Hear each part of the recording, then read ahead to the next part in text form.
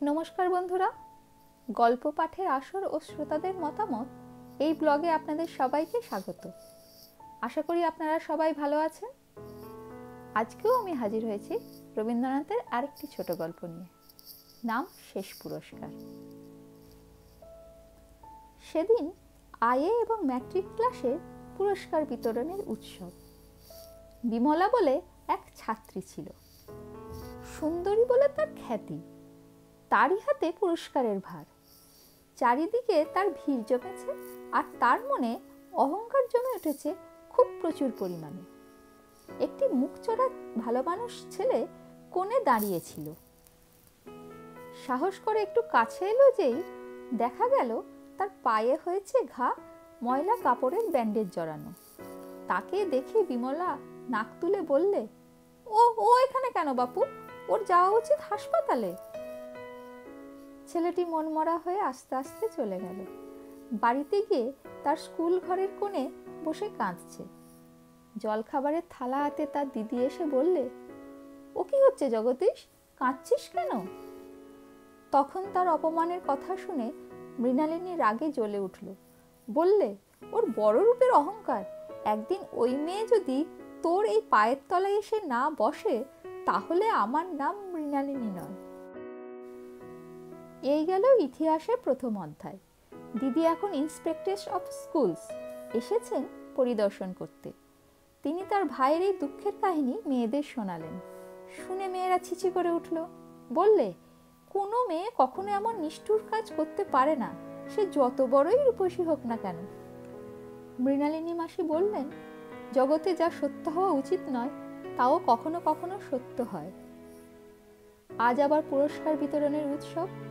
আরম্ভ হওয়ার কিছু আগেই মৃণালিনী মাসি মেয়েদের জিজ্ঞাসা করলেন, আচ্ছা, সেদিন সেই যে ভালো মানুষ ছেলেটিকে অপমান করে বিদায় করা হয়েছিল, সে আজ কি হলে তোমরা খুশি হও? কেউ বললে কবি, কেউ বললে বিপ্লবী। বাইরে থেকে নিমন্ত্রিত একটি মেয়ে বললে হাইকোর্টের জজ। ঘন্টা বাজলো, সবাই প্রস্তুত হয়ে বসলো। যিনি প্রাইজ দেবেন তিনি এসে প্রবেশ করলেন। জগদীশ প্রসাদ, হাইকোর্টের জজ। তিনি বসতেই সেই নিমন্ত্রিত মেয়ে, যে মজফরপুরের মেয়েদের হাই স্কুলের তৃতীয় বর্গের অঙ্ক কষাতো, সে এসে প্রণাম করে তার পায়ে ফুলের মালা দিয়ে চন্দনের ফোঁটা লাগিয়ে দিল। জগদীশ প্রসাদ শশব্যস্ত হয়ে উঠলেন। এ আবার কি রকমের সম্মান? মাসি বললেন, নতুন রকমের বলছো কেন? অতি পুরাতন। আমাদের দেশে দেবতাদের পূজা আরম্ভ হয় পায়ের দিক থেকে। আজ তোমার সেই পদের সম্মান করা হলো। এইবার পরিচয়গুলো সমাপ্ত করা যাক। এই মেয়েটি এককালকার রূপসী ছাত্রী বিমলা দিদি। বোর্ডিং স্কুলের অহংকারের সামগ্রী ছিল। পিতার মৃত্যুর পরে আজ ক্লাস পড়াবার ভার নিয়েছে, আর এদিক ওদিক থেকে কিছু টিউশনি করে কাজ চালায়। যে পাকে একদিন সে ঘৃণা করেছিল, সেই পাকে অর্ঘ্য দেবার জন্য আজ তার বিশেষ করে নিমন্ত্রণ হয়েছে। মৃণালিনী মাসি সেই সেদিনকার দিদি, আর সেই তার ভাই জগদীশ প্রসাদ, হাইকোর্টের জজ। এটা গল্পের মতো শোনাচ্ছে, কিন্তু কখনো কখনো গল্পও সত্যি হয়। আর যে লোকটা এই ইতিহাস লিখছে, সে হচ্ছে অবিনাশ। সেদিন সে লম্বা লম্বা পা ফেলে বড় বড় পরীক্ষা ডিঙিয়ে চলত। সেও উপস্থিত ছিল সেই প্রথমবারকার পুরস্কার উৎসবে। সেদিন নানা রকম খেলা হয়েছিল, হাই জাম্প, লম্বা দৌড়, রশি টানাটানি। তার মধ্যে এই অবিনাশ আবৃত্তি করেছিল রবি ঠাকুরের পঞ্চনদীর তীরে।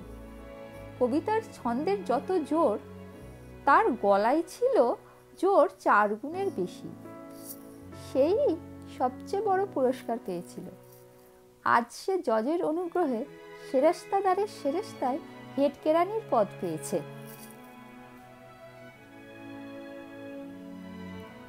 বন্ধুরা, গল্পটা কেমন লাগলো অবশ্যই কমেন্ট করে জানাবেন। বিমলা আর অবিনাশ, এদের সম্পর্কে আপনাদের কি মতামত সেটাও লিখে জানাবেন। ভালো থাকবেন। ধন্যবাদ।